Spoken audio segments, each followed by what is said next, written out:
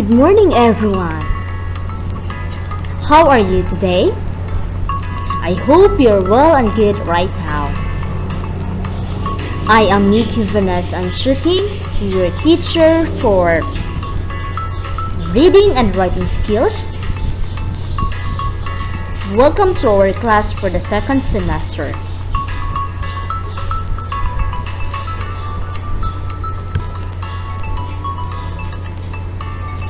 Today, we will be discussing our new topic, which is about the reading and thinking strategies, narration.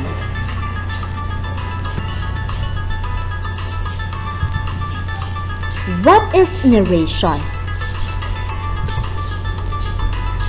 Narration is the use of a written or spoken commentary to convey a story to an audience. Narration is conveyed by a narrator, a specific person or an unspecified literary voice developed by the creator of the story to deliver information to the audience, particularly about the plot, the series of events.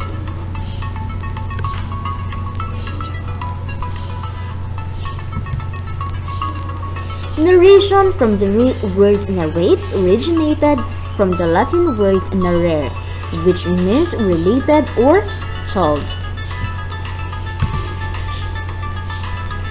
It gives a written account to an event or story, or simply storytelling. The sequence of events is told in chronological order. So when we say chronological order, ito yung pagkasunod-sunod.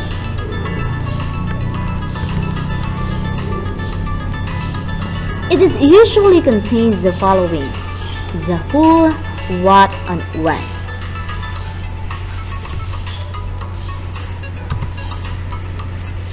A narrative must have a vivid description of details, a consistent point of view and verb tense, as well as defined point or significance, according to Johnson 2016.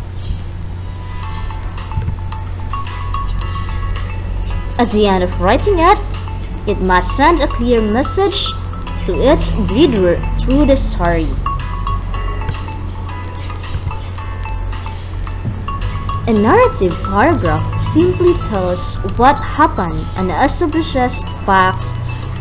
It is sharing of personal experiences that offer lessons and insights. It is more than just a chronological sequence of events that happen to different characters. It also contains elements of drama and tension.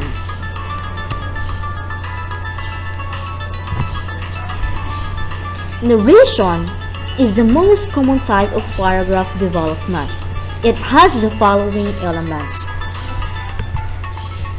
First, the settings. The second one is the characters. The third one is plot. So now let's discuss the setting first. Settings. It is the time and location in which a story takes place. And when we say characters, the life-giving elements of the story. Sila yung mga taong gumaganap sa story.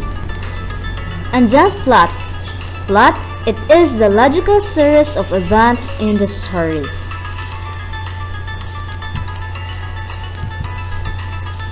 The five essential parts of the plot are: we have the exposition. When we say exposition, it is the part of the story where the characters and the settings are revealed. Rising action, it is where the events of the story or in the story become complicated and the conflict in the story is exposed.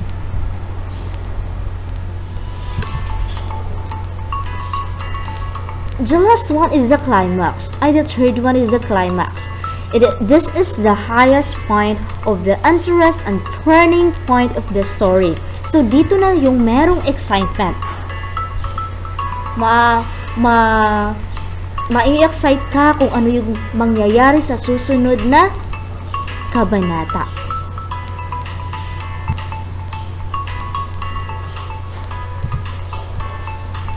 And then the following action. So the event and complication begin to resolve themselves. And of course the denouement. Denouement or the resolution, the final resolution of plot in the story. So after the following action, pupunta tayo sa denouement, which is malalaman mo ang buong istorya. Malalaman mo talaga kung ano ang nagiging resulta ng buong istorya or ng pangyayari.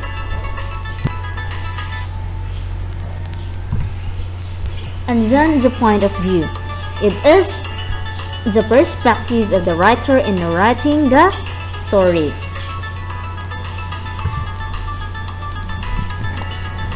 So we have types of point of view. The first person point of view. The story is told by the protagonist or one of the characters using pronouns I, me, and we. And then the second person point of view. The author tells the story in the second point of view by using the pronouns you, yours, and your. And then the third one is the third person point of view. The narrator is not part of this story but describes the events that happen. The writer uses the pronoun he, she, him, and her.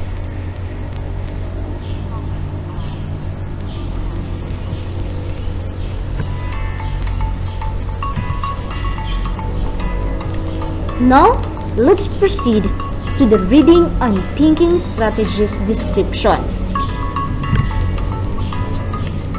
Description gives information of what a person, an object, a place, or a situation is like.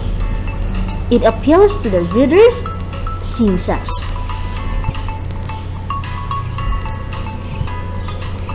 A descriptive paragraph has concrete and specific details which are carefully chosen by a writer to paint a picture in the mind of the reader. A descriptive writing emphasizes a reader's ability to paint vivid pictures using words to a reader's mind. This relies on 9. The writer's ability to appeal to his or her 5 senses, which are the sight, smell, touch, taste, and hearing. Draws feelings, emotions, and reaction from the readers is what descriptive paragraphs aim for. Simple adjectives will not simply cut it for readers desiring for appropriate description of an event, time, place, or a person. According to Dagdag 2010, there are 2 types of description: the objective and the subjective. Objective description is a factual description of the topic at hand. This relies its information on physical aspects and appeals to those who crave for facts. Meanwhile, subjective description allows the writer to explore ways to describe an emotion, an event, a thing, a place, or a person, appealing to emotion. Often, this is an artistic way of describing things, mostly from the eye and perspective of the event or the writer.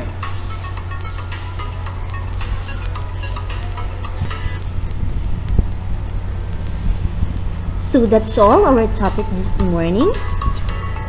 Any questions, clarifications, additions about the narration and description?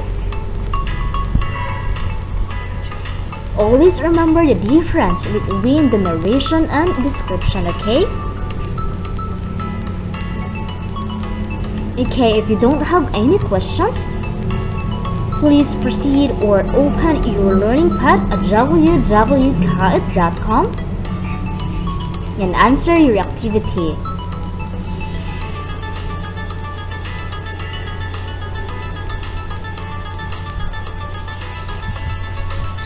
Thank you and God bless.